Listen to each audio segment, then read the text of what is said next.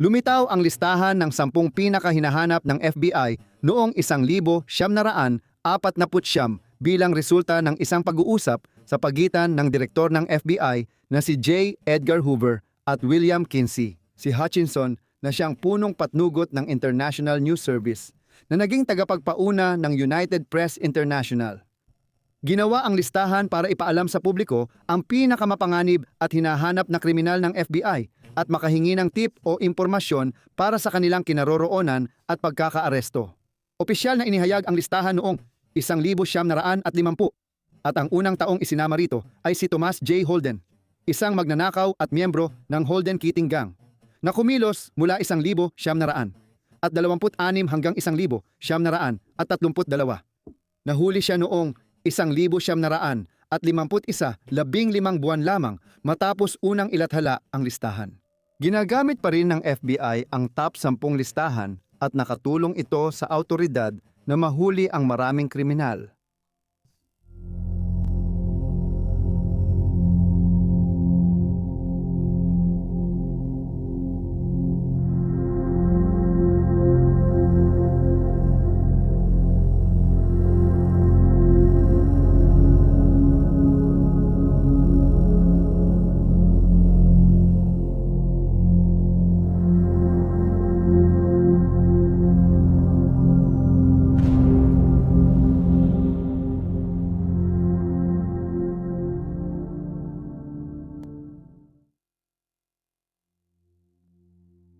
Bhadresh Kumar Patel. Noong 2014 si Bhadresh Kumar Patel na 24 na taong gulang at ang kanyang bagong asawa na si Palak Patel na 21 taong gulang ay pumunta sa Estados Unidos mula India upang bumisita sa kanilang pamilya. Pagsapit ng 2015 nanirahan na sila sa komunidad ng Hanover, Maryland, kung saan nagtrabaho sila sa isang Dunkin' Donuts sa Arundel Mills Boulevard na pagmamay-ari ng kamag-anak ni Patel. Huling nakita si Palak na buhay bandang 9:30 ng gabi sa closed-circuit television kung saan magkasama silang naglakad ng kanyang asawa papunta sa kusina ng Dunkin' Donut Shop. Nawala sila sa likod ng mga estante, ngunit si Patel lang ang lumitaw makalipas ang ilang sandali. Pinatay niya ang oven bago umalis sa tindahan. Hindi niya nilak ang pinto pag alis niya, kaya may isang customer na pumasok sa tindahan makalipas ang ilang sandali at naghintay na mapagsilbihan. Matapos maghintay, naghinala ang customer dahil parang walang staff sa tindahan, kaya sinabi niya ito sa isang pulis na nag-imbestiga. Doon, natuklasan ang katawan ni Palak sa kusina. Siya ay binugbog hanggang mamatay at ilang beses na sinaksak gamit ang malaking kutsilyo sa kusina. Bagamat kakaunti lang ang ebidensya ng mga investigador, ipinapalagay nila na nagkaroon ng pagtatalo ang mag-asawa na nauwi sa karahasan. Matapos makausap ang pamilya ni Palak, nalaman nila na noong gabi ng kanyang pagpatay, sinabi niya sa kanyang pamilya sa telepono na gusto na niyang umuwi sa India. Naniniwala ang pulisya na gusto ni Patel na manatili sa United States at narinig niya ang tawag, kaya doon nagsimula ang pagtatalo. Hindi agad natukoy si Patel bilang suspek hanggang mahigit 1 oras matapos matagpuan ang katawan ni Palak, kaya nagkaroon siya ng pagkakataong makalayo. Idinagdag siya sa listahan ng pinakahinahanap ng FBI noong 2017 at nanatili siya roon mula noon. Ayon sa awtoridad, matapos tumakas mula sa Dunkin' Donut store, bumalik si Patel sa apartment, nagpalit ng damit, kinuha ang ilang gamit, at sumakay ng taxi papuntang hotel malapit sa Newark Liberty International Airport. Ayon sa taxi driver, kalmado at tila hindi apektado si Patel habang nasa biyahe. Makikita sa surveillance footage na nag-check-in si 24 sa hotel at nagbayad ng cash sa kwarto. Nag-check-out siya kinabukasan ng umaga at huling nakita noong Abril 13, 2015 bandang 10:00 ng umaga sa Newark Penn Station sa New Jersey. Hindi pa tiyak ng mga investigador kung nasa bansa pa si Patel. Iniisip nila na posible siyang tumakas, pero isinasaalang-alang din nila ang posibilidad na itinatago siya ng isang kamag-anak. Napansin nilang may koneksyon siya sa mga estado ng New Jersey, Kentucky, Georgia at Illinois. May mga ugnayan din siya sa Canada at India. Ibinahagi ng ina ni Palak sa media ang kanyang pagdadalamhati at hangaring makamit ang hustisya para sa anak. Dagdag pa niya, ang kanyang anak ay isang maalaga at mabait na tao na ang tanging hangarin ay tumulong at maglingkod sa kapwa.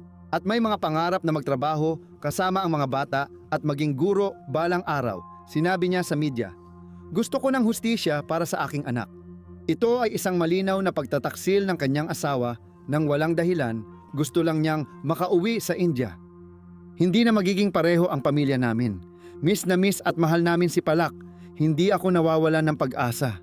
Kumpiyansa ako na mahuhuli rin si Bhadresh Kumar Patel dahil nagsusumikap ang lahat para sa hustisya. Si Patel ay kasalukuyang 35 taong gulang. Inilarawan siya na may taas na 5, talampakan at 9 na pulgada, may bigat na nasa pagitan ng 100 at 65 at 100 at 70 libra at may kayumangging buhok at kayumangging mga mata. Maari niyang gamitin ang pangalang Bhadresh. Alejandro Castillo. Noong 2016 nagsimulang magtrabaho si 17 anyos na Alejandro Castillo sa restaurant ni Xiomar sa Charlotte, North Carolina, kung saan mabilis siyang naging kaibigan ng ilan sa kanyang mga katrabaho, kabilang na si 19 anyos na Amir Faista at 23 anyos na Track 1 Sandy Laili. Ayon sa mga ulat, nagkaroon agad ng romantikong relasyon si Castillo kay Sandy, ngunit hindi ito nagtagal. Matapos silang maghiwalay, sinabi ni Sandy na may utang pa si Castillo sa kanya na $1,000. Maya-maya, nagsimulang makipag-date si Castillo kay Amir Faista, katrabaho rin nila. Noong Agosto 2016 nag-message si Castillo kay Sandy, sinabihan siya na balak niyang ibalik ang pera niya. Pumayag siyang makipagkita kay Castillo sa Quick Trip sa Eastway Drive at sinundo ni Faista si Castillo ng hapon papunta sa tagpuan. Huling nakita si Sandy na buhay, paalis para sa Quick Trip. Hindi na siya muling nakauwi pagkatapos noon. Iniulat na nawawala si Sandy kinabukasan, habang iniulat namang nawawala sina Castillo at Faista noong Agosto 11 at Agosto 12. Natunton ang sasakyan ni Faista, isang pulang Dodge Caliber, noong Agosto 13. Iniwan itong abandonado sa 11,000 block ng Darling Creek Boulevard sa Charlotte. Kalaunan sa parehong araw, ayon sa ulat, tumawag ang dalawa sa pamilya para sabihing ligtas sila, ngunit hindi ipinaalam ang nangyari o kung nasaan sila. Napagpasyahan ng mga pamilya na hawak ng mga tao ang dalawa at pinilit silang tumawag. Dahil hindi pa natatagpuan si Sandy, pinaghinalaan ng autoridad na kasama siya ng dalawa. Nagbago ang lahat noong Agosto 17, mahigit 1 linggo matapos huling makita si Sandy, nang matagpuan ang kanyang bangkay sa isang masukal na lugar sa Cabarrus County.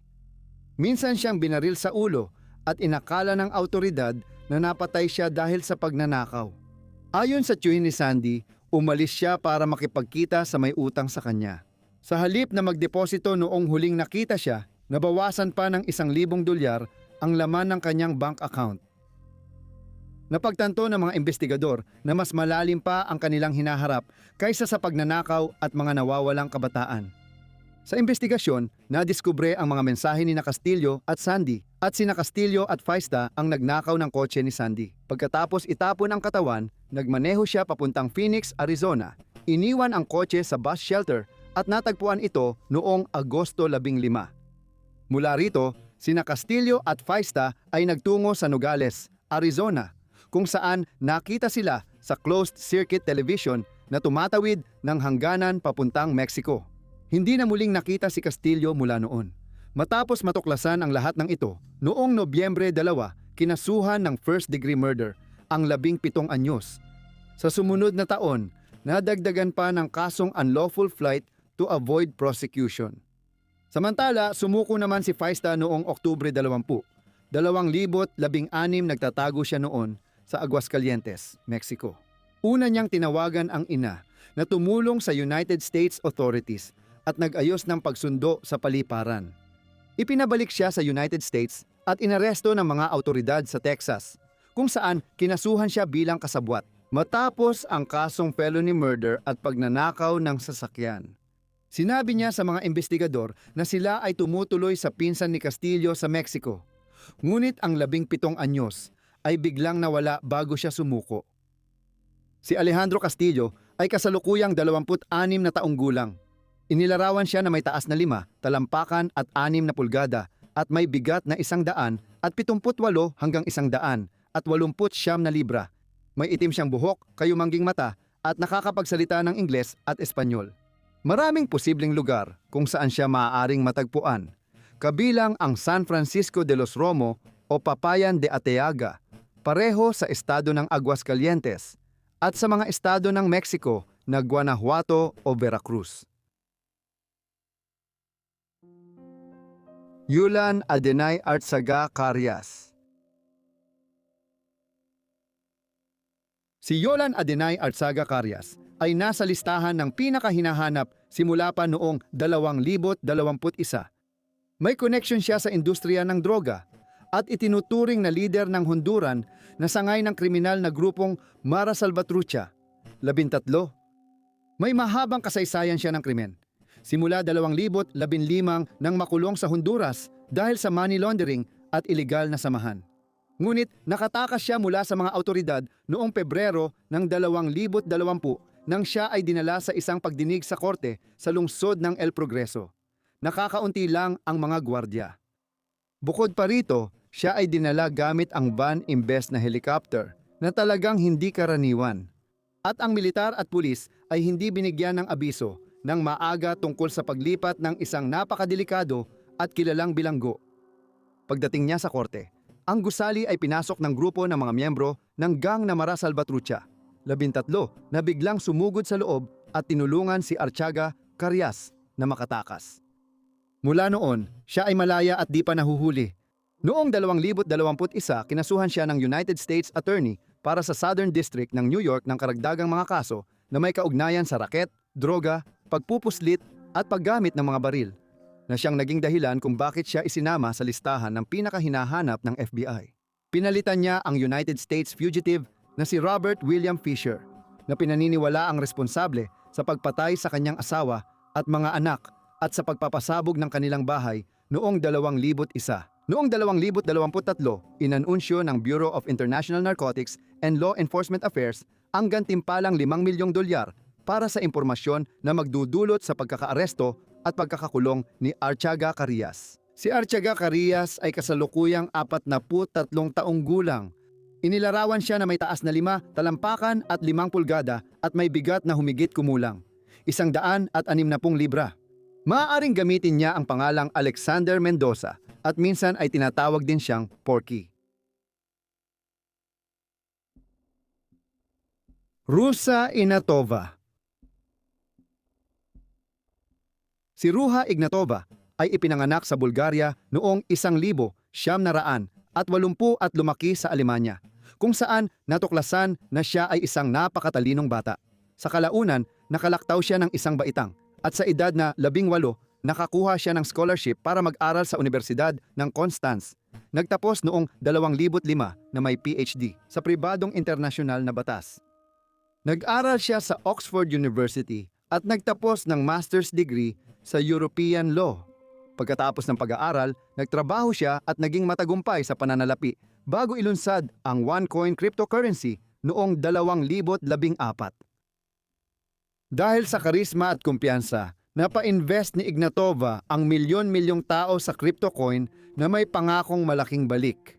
Niloko niya ang mga tao at nakuha ang mahigit $4 na bilyong sa kanila.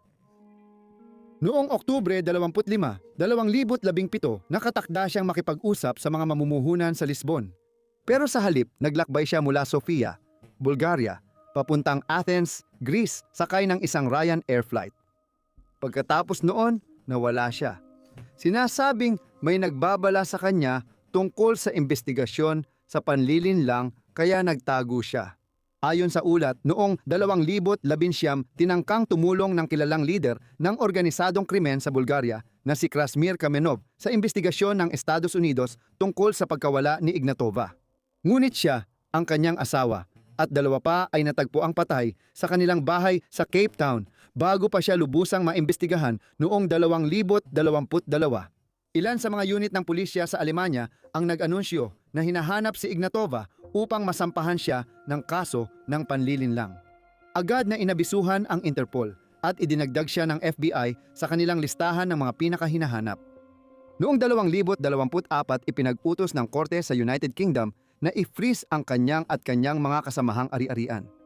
Sa panahong ito, nag-alok ng gantimpalang $5 milyong para sa impormasyon na magdudulot sa kanyang pagkakaaresto. Kahit na sinabi ng mga autoridad sa United States na wala silang ebidensya upang pabulaanan ang paniniwala na si Ignatova ay buhay pa.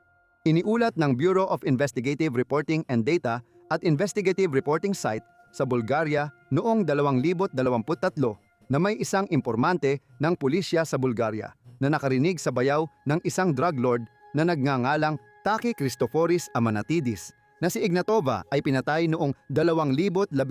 Sa kanyang utos, ang umano'y pumatay. Si Christo Christov ay nagsisilbi ng sentensya sa isang kulungan sa Netherlands dahil sa pagpuslit ng droga. Umano'y pinatay si Ignatova sa isang yate, pinagputol-putol ang katawan at itinapon sa dagat upang itago ang pagkakasangkot ni Taki sa one-coin scheme. Ayon sa ulat, ang mga tauhan ni Taki ang nagsilbing seguridad ni Ignatova. Ayon sa sabi-sabi, naging malapit daw sila ni Taki at siya pa ang naging ninong ng anak niyang babae. Gayunpaman, kapansin-pansin na sinabi ng pulisya ng Alemanya noong Nobyembre 2024 na pinaghihinalaan nilang buhay pa rin siya. Maaaring nakatira siya sa isang secure at mayamang komunidad sa Cape Town, South Africa, kasama ng mga mayayaman at ipinatapong Bulgarians. Kung buhay pa si Ignatova, siya ay 45 taong gulang na ngayon. Inilarawan siya bilang puting babae na may maitim na buhok at kayumangging mga mata. Marunong siyang mag-Ingles, Aleman at Bulgarian. Omar Alejandro Cardenas. Idinagdag si Omar Alejandro Cardenas sa listahan ng mga pinakahinahanap noong Hulyo 2022 matapos siyang kasuhan ng pagpatay at ilegal na pagtakas upang makaiwas sa paglilitis. Noong Agosto 15, 2019 umano'y binaril at pinatay ni Cardenas ang 46 anyos na si Jabali Dumas sa labas ng Hair Icon Barbershop sa Silmar, Los Angeles, California. Ayon kay hepe ng Los Angeles Police Department na si Michael Moore, pinaputukan ni Cardenas si Jabali ng 9 na beses mula sa tinatayang 30 talampakan ang layo at tinamaan si Jabali sa ulo na naging sanhi ng kanyang pagkamatay sa mismong lugar ng insidente. Samantala, tumakas si Cardenas gamit ang kanyang sasakyan. Hindi malinaw kung magkakilala na ang dalawa bago ang pamamaril. Ayon sa FBI, maaaring miyembro si Cardenas ng Pierce Street Gang at ginagamit ang palayaw na dollar. Ipinapalagay nila na tumakas siya papuntang Mexico upang makaiwas sa kaso, ngunit hindi ito tiyak. Kung umalis siya ng United States at nagtago sa Southern California na may mga kaibigan at pamilya siya, posible ring nagtatrabaho siya sa konstruksyon.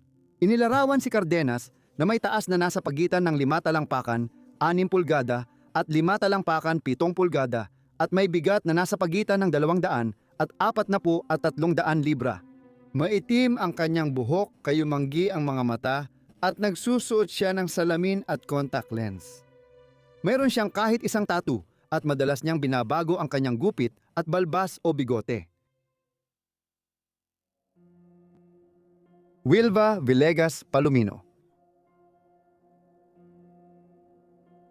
Idinagdag si Wilva Villegas Palomino sa listahan ng mga pinakahinahanap noong 2023 taon matapos mag-alok ng $5 milyong na pabuya para sa sinumang makapagbibigay ng impormasyon na makakatulong sa kanyang pagkakahuli o pagkakakulong kaugnay ng mga kasong narcoterrorism, international na distribusyon ng cocaine at sabwatan. Ayon sa FBI, humigit kumulang 80% ng cocaine na bumabaha sa mga lansangan ng Amerika ay nagmumula sa mga laboratorio ni Villegas Palomino sa Colombia. Si Villegas Palomino ang leader ng National Liberation Army sa Colombia, nakilala bilang transnasyonal na krimen at banyagang teroristang organisasyon. Ayon sa ulat, ang grupo ang namamahala sa mga laboratoryong gumagawa ng 200 tonelada ng cocaine taon-taon na ipinapamahagi sa iba't ibang bansa. Ang kinikita mula sa bentang ito ay ginagamit umano para punduhan ang teroristang pag-atake, sabotahe at pampulitikang impluwensya na layong pabagsakin ang mga institusyon ng pamahalaan. Inilarawan si Villegas Palomino na may taas na nasa pagitan ng 57 at 59 na pulgada. Siya ay may timbang na 100 at 90 libra itim ang buhok. Kayumanggi ang mga mata, nagsasalita ng Espanyol at maaaring gumamit ng alias.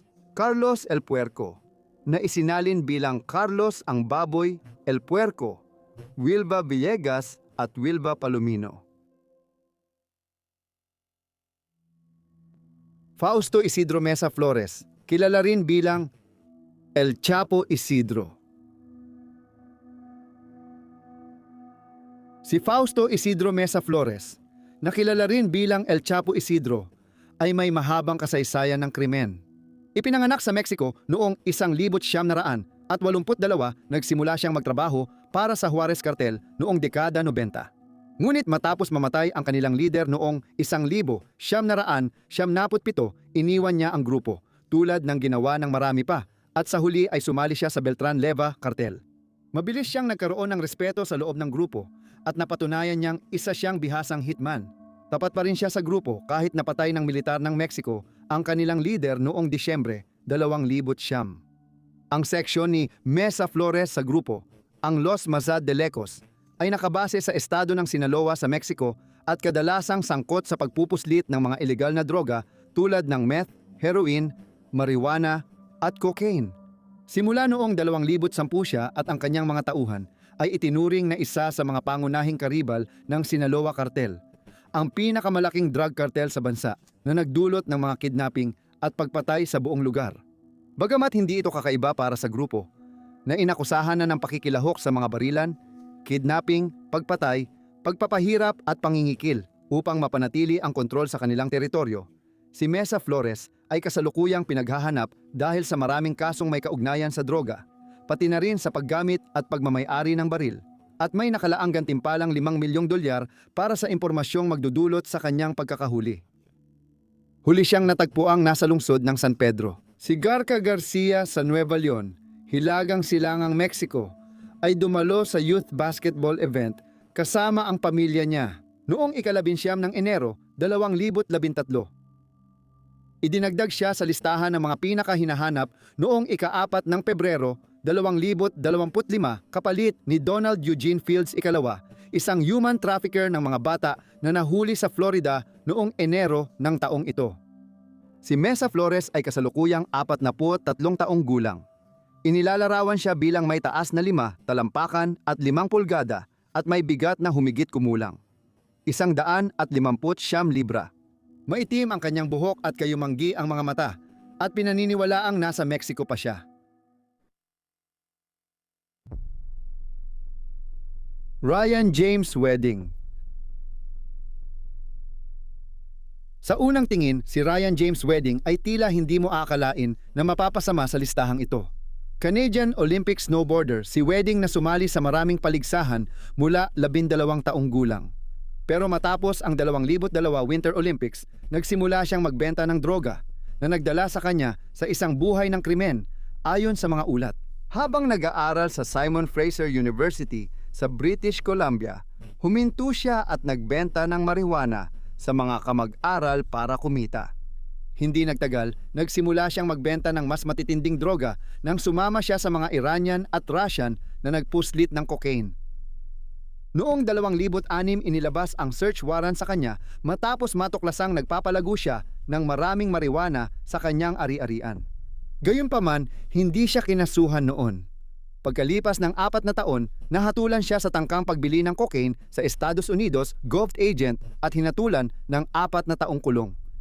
Nadiskubre lang ito noong 2024 matapos ang investigasyon nang lumabas ang lawak ng operasyon niya at nagpasya ang autoridad na sapat na ang ebidensya para siya'y kasuhan.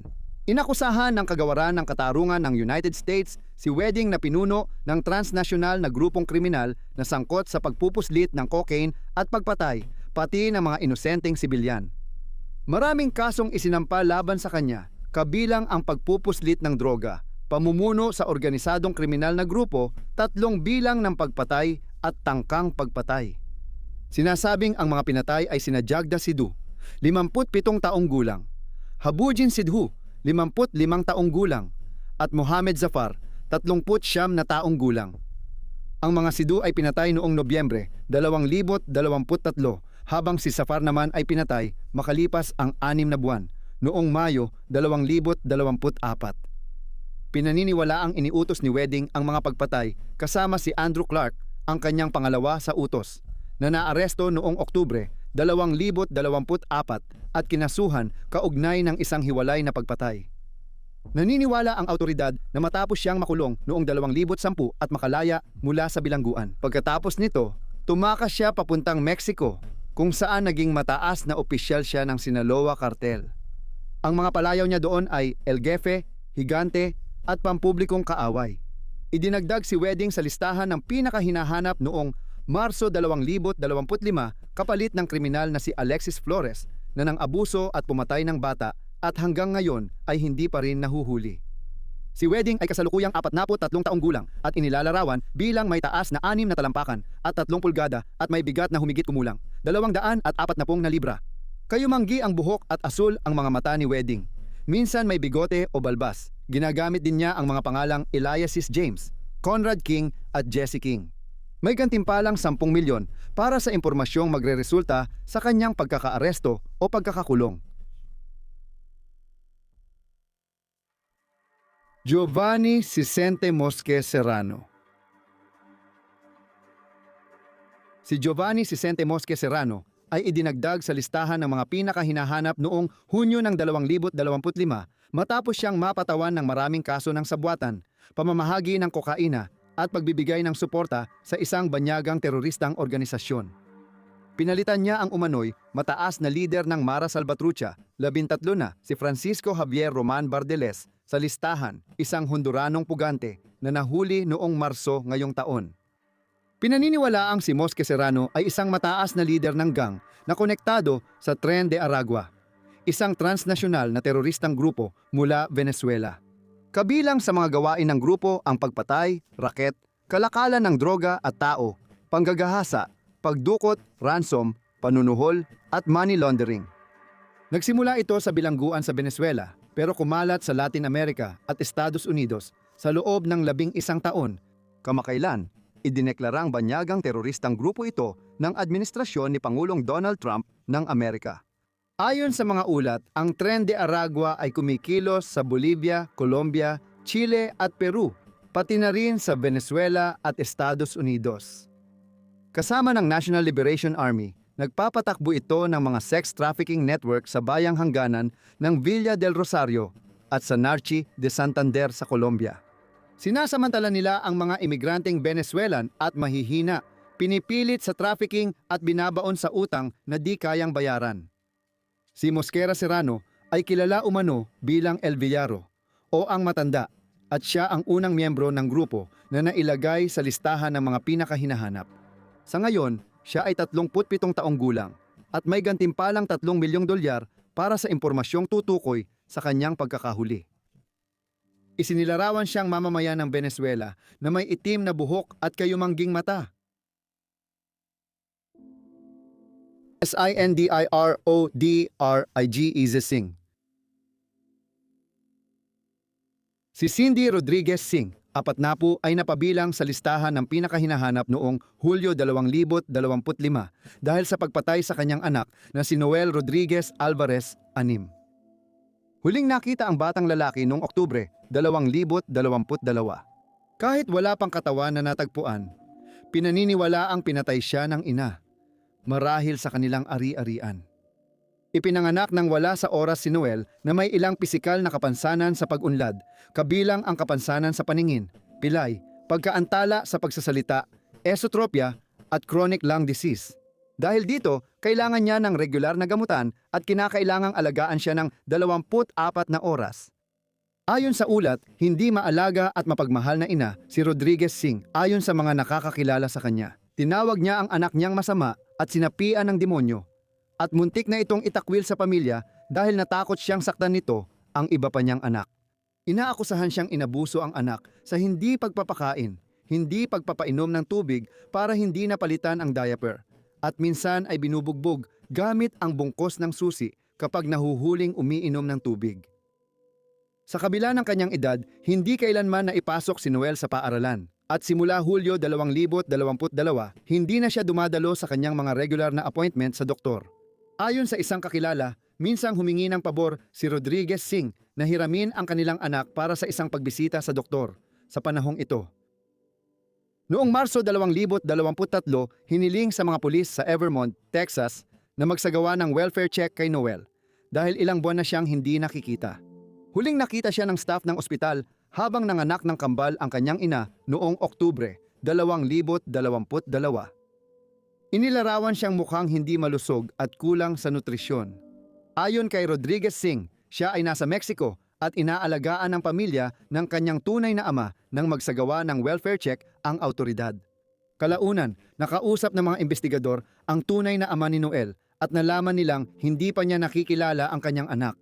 2 araw matapos ang welfare check, noong Marso 22, nagnakaw si Ashdeep Singh, asawa ni Rodrigo Singh, ng $10,000 sa kanyang trabaho at idineposito ang $8,000 sa bangko. Kinagabihan, nagsama ang mag-asawa at 6 nilang anak at lumipad papuntang Istanbul, Turkey, saka naglakbay papuntang India. 3 araw matapos naglabas ng Amber Alert para kay Noel. Kalaunan, nalaman ng mga investigador na noong 1 Nobyembre 2020 nag-apply ng bagong pasaporte si Rodriguez Singh at ang kanyang 6 na anak. Hindi siya kumuha ng pasaporte para kay Noel. Isiniwalat ng isang kaibigan na natatakot si Rodriguez Singh na muling kunin ang kanyang mga anak dahil dati na itong nangyari sa kanya dulot ng kanyang kasaysayan sa droga at alak. Pansamantalang napunta sa foster care sina Noel at 2 niyang kapatid matapos masangkot si Rodriguez Singh sa aksidente sa pagmamaneho ng lasing. Ang foster mother nila, eksperto sa pag-aalaga ng batang may espesyal na pangangailangan, ay naging malapit kay Noel at madalas tumatawag ng video kay Rodriguez Singh para makausap siya. Ang huli nilang tawagan ay noong taglagas ng 2022. Nadiskubre pa ng autoridad bago sila tumakas. Nagpagawa si Rodriguez Singh ng konkretong patio sa likod ng bahay at itinapon ng kanyang asawa ang carpet na natuklasang may bakas ng labi ng tao. Dating nakalatag ang carpet sa shed sa likod ng bahay nila na giniba bago sila tumakas. Habang sinusundan ng mga asong sinanay ang bakas ng labi ng tao sa bagong patio, wala silang natagpo ang labi nang hinukay ang lugar. 8 araw matapos tumakas ng bansa ang pamilya, Marso 30, inilabas ang warrant of arrest laban kina Rodriguez Singh at kanyang asawa dahil sa pagpapabaya at paglalagay sa panganib ng bata. Kinasuhan siya ng capital murder, 2 bilang ng pananakit sa bata, at 1 bilang ng pagpapabaya. Walang balak bumalik ng maraming taon si Rodriguez Singh at kinumpirma ng FBI na hindi na siya muling nakatuntong sa United States mula noong tumakas siya noong unang bahagi ng 2023. Nagkaroon ng pag-usad sa kaso noong Agosto 20 ngayong taon nang matagpuan ng mga autoridad si Rodriguez Singh sa India. Agad siyang inaresto at inilipat sa kustodya ng United States at kasalukuyang nasa Tarrant County Jail. Hindi pa malinaw ang detalye ng kanyang buhay sa India, pati ang kinaroroonan ng asawa at mga anak. Patuloy pa ang kaso sa ngayon. Hindi pa na-update ang listahan ng pinaka-wanted ng FBI para palitan si Cindy Rodriguez Singh ngayong siya ay naaresto na.